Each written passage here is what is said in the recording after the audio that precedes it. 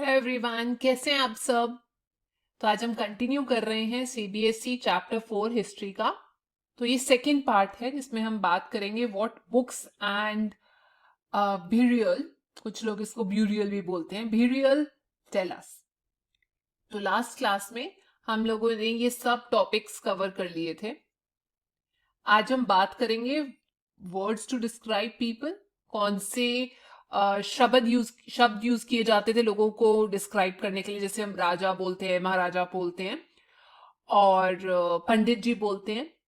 और silent sentinels, the story of the megaliths. Megaliths क्या होते हैं? बड़े बड़े पत्थर होते हैं, वो क्या कहानी बताते हैं।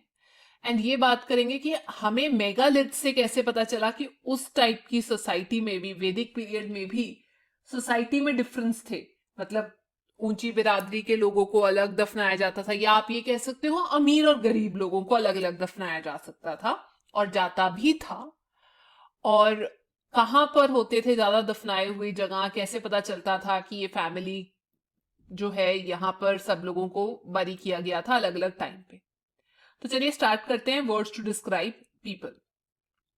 आज की डेट में क्योंकि आप लोग मेरी आवाज सुन पा रहे हैं तो आपको ये लगता होगा कि ठीक ठीक मैम, लैंग्वेज हमें समझ में आ रही है, हिंदी हो गया, इंग्लिश हो गया। तो आप काफी एक्साइटेड हो गए कि जब मैम बोलती है तो मैम कैसी लगती हैं, मैम कौन सी जगह से हैं, मैम की फैमिली बैकग्राउंड क्या है, मैम कौन सी कम्युनिटी को बिलोंग करती हैं। काफी क्वेश्चंस आते होंगे ना आपके दिमाग में। यहां तक कि ये भी आता होगा मैम कौन सा कल्चरल प्रैक्टिसेस फॉलो करती हैं, क्या है ऐसा, कौन से त्योहार मनाए जाते हैं। तो वैसे ही आपकी क्यूरियोसिटी बढ़ाने के लिए मैं आपको बताती हूँ, हमें कुछ वर्ड्स पता चले हैं जो ऋग्वेद, जो सबसे पुराना वेद था, संस्कृत में लिखा गया था पुरातन टाइम पे। तो जो ऋग्वेद है उसमें कुछ कुछ शब्द यूज किए गए हैं, और उसमें बताया गया दो किस्म के लोग होते थे ज्यादातर यहाँ पर। एक होता था, उनके काम से हमें पता चलता है, एक होते थे प्रीस्ट, जो मैंने आपको बताया। जो प्रीस्ट होते थे वो जनरली वेदास जो है, क्योंकि प्रिंट नहीं अवेलेबल होता था, तो प्रीस्ट क्या थे, वो पढ़ पढ़ कर लोगों को समझाया करते थे। जो प्रीस्ट होते थे उनकी कैटेगरी में आज की डेट में भी आप देखते होंगे ब्राह्मण्स, जो बहुत सारे यज्ञ करते हैं, रिचुअल्स करते हैं। और दूसरे होते थे राजास। बट प्रॉब्लम ये है कि राजा उस टाइम पे ऐसे एम्पायर नहीं होता था, उनका कैपिटल नहीं होता था, कोई पैलेस वैलेस में नहीं रहा करते थे वो, सर पे ताज लेकर ऐसे बैठ गए, ऐसा बिल्कुल भी नहीं होता था। ना ही वो टैक्सेस कलेक्ट करते थे। आर्मी भी अगर लोग अपनी तरफ से कंट्रीब्यूट कर दें तो वो ले लिया करते थे, बट ऐसे रेगुलर आर्मी क्योंकि नहीं होती थी, हेरिडिटरी रूल नहीं होता था कि एक बंदा मरा तो उसका जो बेटा है वो आगे जाकर राजा बन जाएगा, ऐसा बिल्कुल नहीं होता था। और हमें यह भी पता चला कि ऋग्वेद में ना लोगों को डिस्क्राइब करने के लिए वर्ड यूज किया गया है, जैसे हम कहते हैं ना ट्राइब, कौन सी ट्राइब है। तो ट्राइब को बात करने के लिए वहां पे दो वर्ड्स यूज किए गए हैं। एक वर्ड है जना, जो आज की डेट में भी हम हिंदी में यूज करते हैं, और इसी का दूसरा वर्ड है जिसको हम कहते हैं विश। तो आपने देखा होगा वैश्य वर्ड है, वहां से जो है विश वर्ड आता है।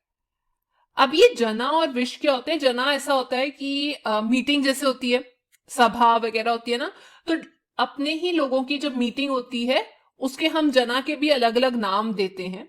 फॉर एग्जाम्पल जैसे मैं आपको बता देती हूँ, जना का अलग अलग नाम, जना को आगे यूज किया जाता है, पीछे यूज किया जाता है, जैसे भारता जना, ठीक है, जैसे आपने पढ़ा होगा, या भारता विश हम पढ़ेंगे और ज्यादा जानेंगे।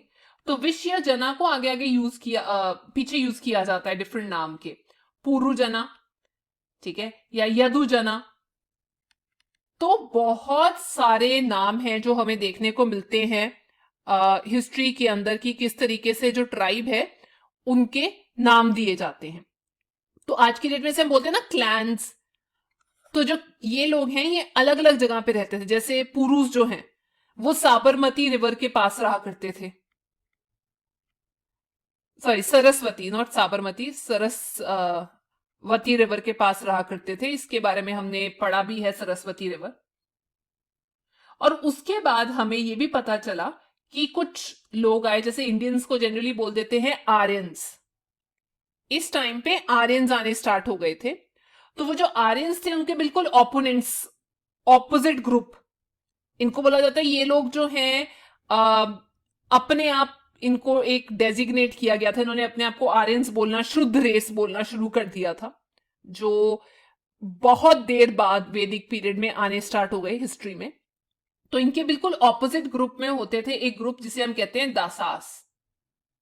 शायद आप लोगों ने आज की डेट में दासी वर्ड सुना होगा, तो उसी का एक और वर्जन है जिसको हम कहते हैं दसास, या फिर इनको बोला जाता था उस टाइम पे जिसे हम कहते हैं दास यूस।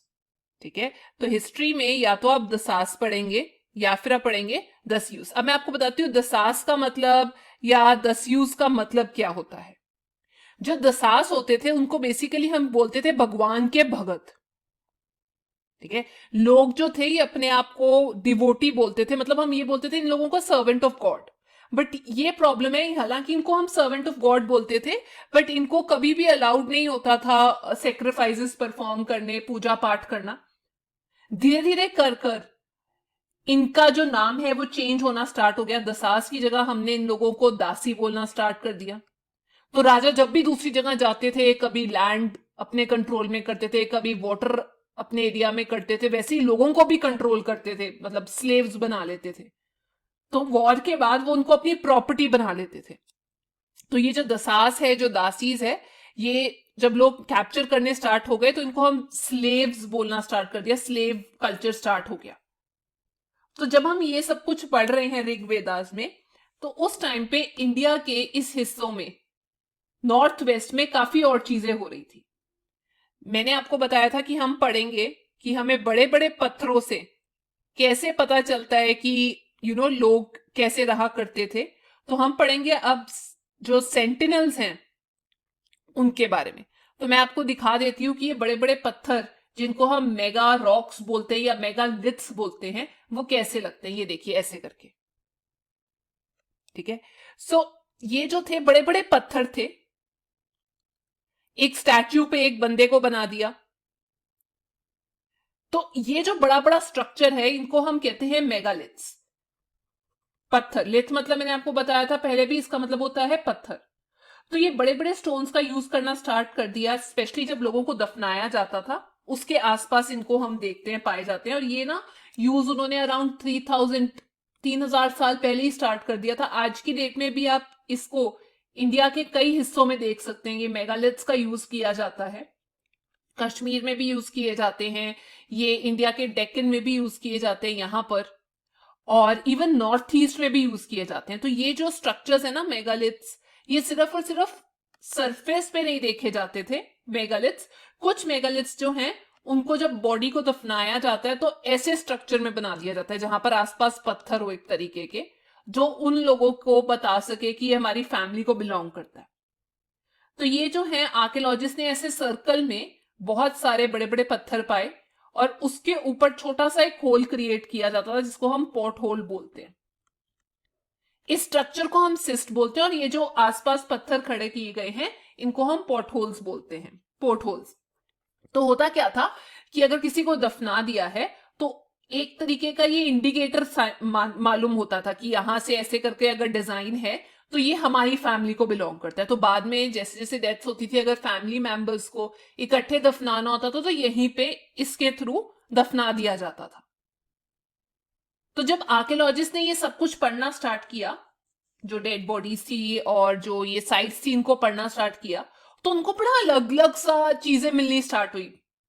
अब अलग अलग सी चीजें मिलनी स्टार्ट हुई मतलब कई डेड बॉडीज को तो शानदार ऐसी चीजों के साथ दफनाया जाता था जिसको हम बोलते हैं बहुत ही उम्दा ब्लैक एंड रेड वेयर। कुछ लोगों को इसके साथ दफनाया जाता था, कुछ लोगों को दफनाया जाता था कुछ टूल्स के साथ, वेपन्स, स्पेशली आयरन यूज होना स्टार्ट हो गया था इस टाइम पे वैदिक पीरियड में, तो आयरन के साथ दफनाया जाता था। कुछ लोगों को हॉर्सेस के साथ दफनाया जाता था, कुछ लोगों को बड़े बड़े ऑर्नामेंट्स के साथ दफनाया जाता था, जैसे ये ज्वेलरी हो गई।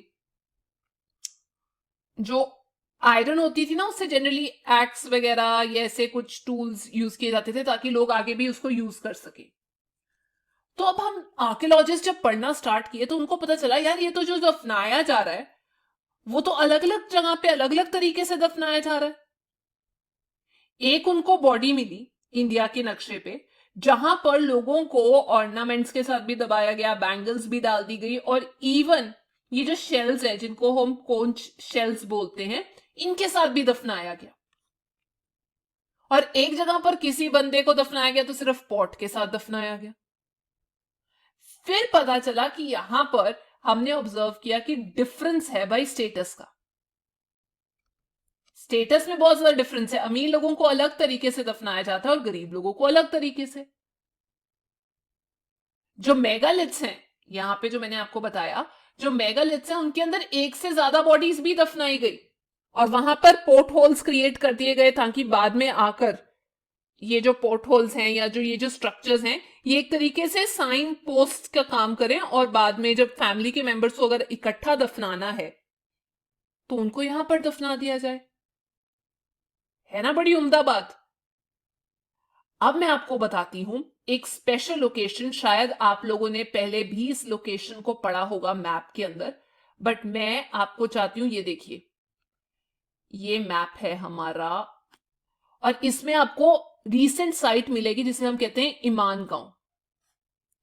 ये ईमान गांव जो है बाद की बनाई हुई साइट है, मतलब हिस्ट्री के टाइम पे नहीं थी, जब हड़प्पा टाइम था। ये बहुत लेटर स्टेजेस में आई, तो इसको हम बोलते हैं पोस्ट हड़प्पा। ये है महाराष्ट्र के अंदर, तो इसको हम बोलते हैं पोस्ट हड़प्पन साइट। और यहां पर ना लोग बहुत ज्यादा एग्रीकल्चरल एक्टिविटीज में इन्वॉल्व थे, तो इसीलिए इसको एग्रेरियन विलेज भी बोला जाता है। अब ये जो ईमान गांव है ये कहां पर है, मैं आपको दिखाती हूं एक मैप। ये देखिए, यहां पर आपको ये भीमा रिवर दिखाई दे रही है, जो कृष्णा की ट्रिब्यूटरी है। लेट्स से ये कृष्णा रिवर है, भीमा रिवर इसको पानी देती है, और भीमा रिवर की भी आगे एक ट्रिब्यूटरी है जिसको हम गोंड रिवर बोलते हैं। ठीक है, तो ये जो जगह है जो मैंने आपको बताया ईमान गांव, वो गोंद रिवर के बिल्कुल तट पे है, जो बनाई गई थी 3600 से 2700 साल पहले। यहां पर लोगों को वेसल्स, मतलब लोग वेसल्स यूज करते थे। और एक जगह पर ऐसे भी देखा गया कि जब एक बंदे को दफनाया गया तो उसको एक ऐसे पॉट के अंदर, जिसकी 4 पैर थे, क्रिस क्रॉस कर कर टांगों को मोड़कर उसके अंदर दफना दिया गया वहां पर उस बंदे को। और वो भी घर के अंदर, मतलब ऐसे आसपास घर है, और उसके घरों के बिल्कुल बीच में एक 5 कमरों वाला घर है, सबसे बड़ा घर। उस घर के अंदर यहां पर बीच में, ये 5 तो नहीं बने बट समझ जाइए, 5 घर के बीच में बिल्कुल कोर्टयार्ड में यहां पर दफना दिया गया।